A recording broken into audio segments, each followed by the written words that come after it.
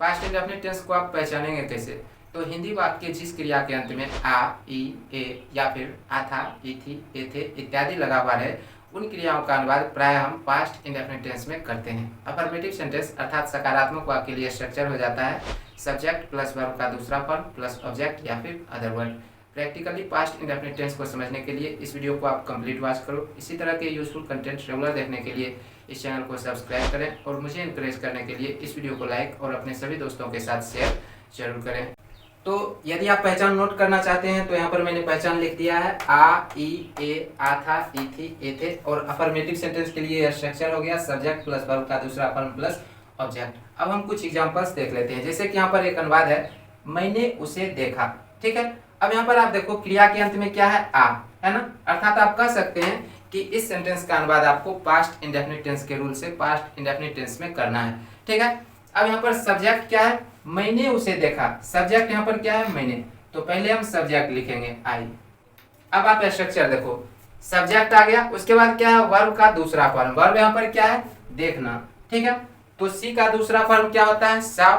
तो अब यहाँ पर हम क्या करेंगे? साव लिखेंगे। अब आप देखो सब्जेक्ट आ गया, वर्ब का दूसरा फॉर्म आ गया, अब क्या बचा? Other word. ठीक है, या फिर ऑब्जेक्ट। और अदर वर्ड के रूप में यहाँ पर ऑब्जेक्ट के रूप में क्या है? उसे, हिम। मैंने उसे देखा, आई सॉ हिम।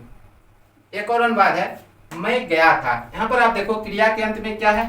आ था, है ना। आ था। अर्थात इस सेंटेंस का अनुवाद भी आप पास्ट इंडेफिनिट टेंस में करेंगे। ठीक है, यहाँ पर सब्जेक्ट क्या है? मैं। तो पहले हम सब्जेक्ट लिखेंगे आई। सब्जेक्ट आ गया, सब्जेक्ट के बाद क्या आएगा? वर्ब का दूसरा फॉर्म, है ना। वर्ब यहाँ पर क्या है? गया, अर्थात जाना। गो का दूसरा फॉर्म क्या होता है? वेंट। ठीक है, अब आप देखो इस सेंटेंस में अदर वर्ड नहीं है, तो आप क्या करेंगे? वर्ब के दूसरे फॉर्म के बाद फुल स्टॉप लगा देंगे। ठीक है, मैं गया था, आई वेंट। एक बार आप फिर से देखो, मैंने उसे देखा, आई सॉ हिम। मैं गया था, आई वेंट। ठीक है, हम लोग वहां गए। तो यहाँ पर सब्जेक्ट क्या है? हम लोग। तो पहले हम सब्जेक्ट लिखेंगे। सब्जेक्ट के बाद वर्ब का दूसरा फॉर्म। वर्ब यहाँ पर क्या है? गए, अर्थात जाना। गो का दूसरा फॉर्म क्या होता है? वेंट। ठीक है, तो यहाँ पर हम वेंट देंगे। अब वर्ब के दूसरे फॉर्म के बाद अदर वर्ड। अदर वर्ड के रूप में या फिर ऑब्जेक्ट के रूप में यहाँ पर क्या है? वहां, देयर। हम लोग वहां गए, वी वेंट देयर। अब क्या है? हम लोगों ने खाया था। यहां पर देखो सब्जेक्ट क्या है? हम लोगों ने, अर्थात वी प्रयोग करेंगे। उसके बाद यहां पर वर्ब क्या है? खाया। ठीक है, इट का दूसरा फॉर्म क्या होता है? एट।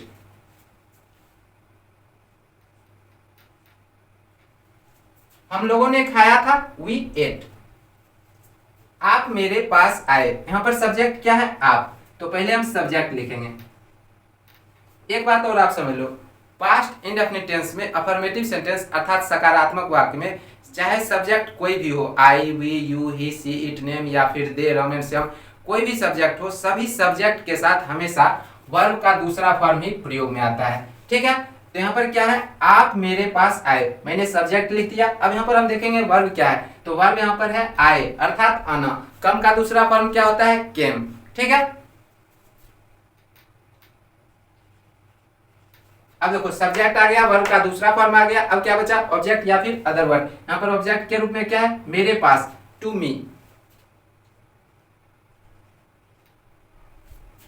आप मेरे पास आए, यू केम टू मी। अब क्या है? आप लोगों ने पूछा था। यहाँ पर सब्जेक्ट क्या है? आप लोगों ने। तो पहले हम सब्जेक्ट लिखेंगे यू। उसके बाद क्या है? वर्ब यहाँ पर क्या है? पूछना, आस्क। आस्क का दूसरा फॉर्म क्या होगा? आस्क्ड।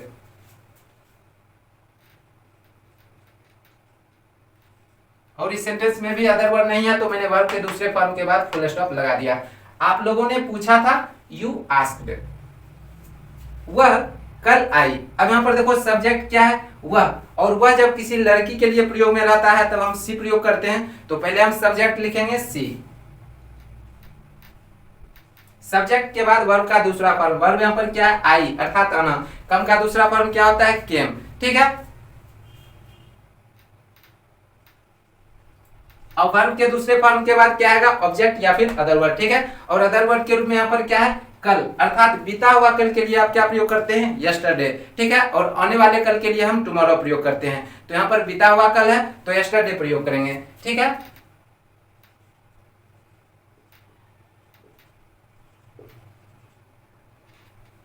वह कल आई, सी केम यस्टरडे। वह हंसी थी, यहाँ पर सब्जेक्ट क्या हुआ? किसी लड़की के लिए है तो सी प्रयोग कर लेंगे, ठीक है, सी। उसके बाद वर्ब का दूसरा फॉर्म, वर्ब यहाँ पर क्या है? हंसना। लाफ का दूसरा फॉर्म क्या हो जाएगा? लाफ्ड, ठीक है।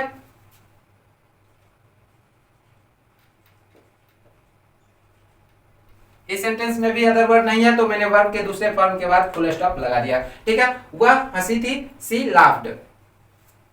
वह बाजार गया, अब यहाँ पर सब्जेक्ट क्या है? वह जब किसी लड़का के लिए प्रयोग में रहता है तो हम ही प्रयोग करते हैं, ठीक है। तो पहले हम सब्जेक्ट लिख लेंगे ही, सब्जेक्ट के बाद वर्ब का दूसरा फॉर्म है ना, और वर्ब यहाँ पर क्या है? गया, अर्थात जाना। गो का दूसरा फॉर्म क्या होता है? वेंट, ठीक है।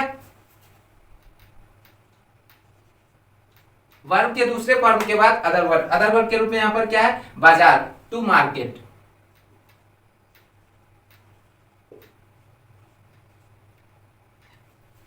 वह बाजार गया, ही वेंट टू मार्केट। वह रोया था, पहले हम सब्जेक्ट लिखेंगे, सब्जेक्ट यहाँ पर क्या है? वह, ही। अब यहाँ पर देखो वर्ब क्या है? रोना, ठीक है। वीप का दूसरा फॉर्म क्या होता है? वेप्ट, ठीक है। तो ही वेप्ट। और इस सेंटेंस में भी अदर वर्ड नहीं है तो मैंने वर्ब के दूसरे फॉर्म के बाद फुल स्टॉप लगा दिया। वह रोया था, ही वेप्ट। सुमन ने कार खरीदी, यहाँ पर सब्जेक्ट क्या है? सुमन। तो पहले हम सब्जेक्ट लिखेंगे, अब देखो सब्जेक्ट के बाद वर्ब का दूसरा फॉर्म, वर्ब यहाँ पर क्या है? खरीदना, ठीक है। तो बाय का दूसरा फॉर्म क्या होता है? बाउट, ठीक है। तो बाउट लिखेंगे यहाँ पर। उसके बाद अदर वर्ड यहाँ पर क्या है? कार, ठीक है, ए कार। देखो सबसे पहली बात, कार क्या है? सिंगुलर काउंटेबल नाउन है, ठीक है। और इसका प्रोनाउंसिएशन क्या आता है? कॉन्सोनेंट साउंड आता है, और इसीलिए यहाँ पर मैंने ए प्रयोग किया है। और ए या फिर एन का प्रयोग एक या फिर किसी एक के अर्थ में किया जाता है, ठीक है। तो सुमन ने कार खरीदी, सुमन बाउट ए कार। ए और एन को इंडेफिनिट आर्टिकल्स कहते हैं, अर्थात ए या फिर एन का प्रयोग अनिश्चितता का बोध कराने के लिए किया जाता है, ठीक है। इस बात का आपको ध्यान रखना है। तो सुमन ने कार खरीदी, सुमन बाउट ए कार। अब क्या है? भावना ने कोशिश की थी, तो पहले यहाँ पर सब्जेक्ट क्या है? भावना।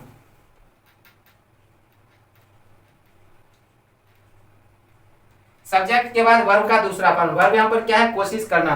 ट्राई का दूसरा फॉर्म क्या हो जाएगा? ट्राइड, ठीक है।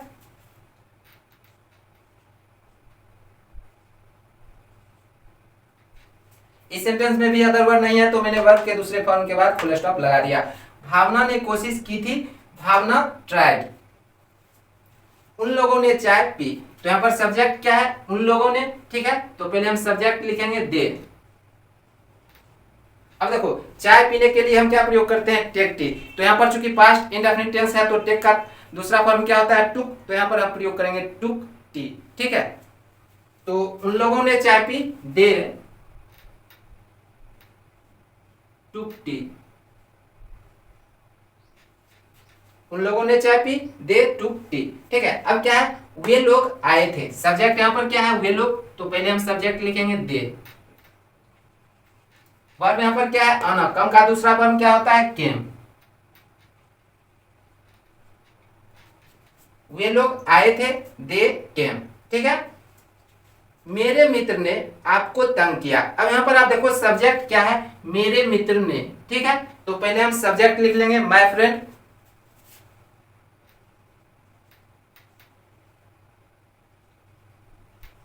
उसके बाद यहाँ पर वर्ब क्या है? तंग करना। तो वैक्स का दूसरा फॉर्म क्या हो जाएगा? सिंपली ईडी लगा देंगे, ठीक है, वैक्स्ड, ठीक है।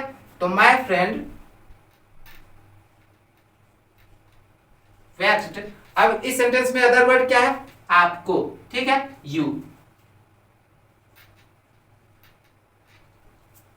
मेरे मित्र ने आपको तंग किया, माय फ्रेंड वैक्स्ड यू। आपके भाई ने मेरी सहायता की। सब्जेक्ट यहां पर क्या है? आपके भाई ने। तो पहले हम सब्जेक्ट लिख लेंगे योर ब्रदर।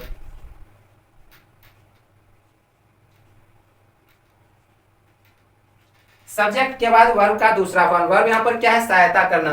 हेल्प का दूसरा फॉर्म क्या होता है, हेल्प्ड, ठीक है। तो योर ब्रदर हेल्प्ड, और अदर वर्ड के रूप में इस सेंटेंस में क्या है, मेरी, मी। आपके भाई ने मेरी सहायता की, योर ब्रदर हेल्प्ड मी। इसी तरह से आप पास्ट इंडेफिनिट टेंस के सेंटेंस को इजीली ट्रांसलेट कर सकते हैं। यदि आपको वीडियो हेल्पफुल लगा तो वीडियो को लाइक करें और चैनल को सब्सक्राइब जरूर करें।